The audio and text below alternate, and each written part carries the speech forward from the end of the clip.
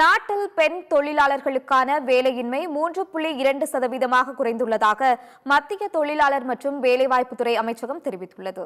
நாட்டில் பெண் பணியாளர்களின் பங்களிப்பை அதிகரிப்பது குறித்த வட்டமேஜை கலந்துரையாடல் மத்திய தொழிலாளர் மற்றும் வேலைவாய்ப்பு அமைச்சகம் சார்பில் நடைபெற்றது.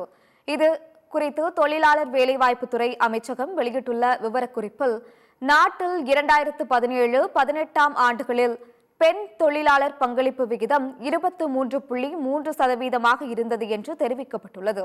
2023-24 ஆண்டில் 41.7% அதிகரித்துள்ளதாகவும், இதன் மூலம் பெண்களுக்கான வேலையின்மையும் 5.6%இலிருந்து 3.2% குறைந்துள்ளது எனவும் கூறப்பட்டுள்ளது.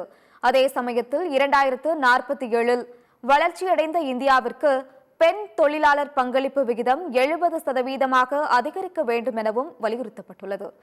வேலைவாய்ப்பு தடைகள், பணியிட பாதுகாப்பு, ஊதிய சமநிலை மற்றும் மின்னணு வேலைவாய்ப்புகள் உள்ளிட்டவைகளில் பெண்களுக்கான சவால்கள், தடைகளை நிவர்த்தி செய்வது குறித்து ஆலோசிக்கப்பட்டதாக குறிப்பிட்டுள்ளது.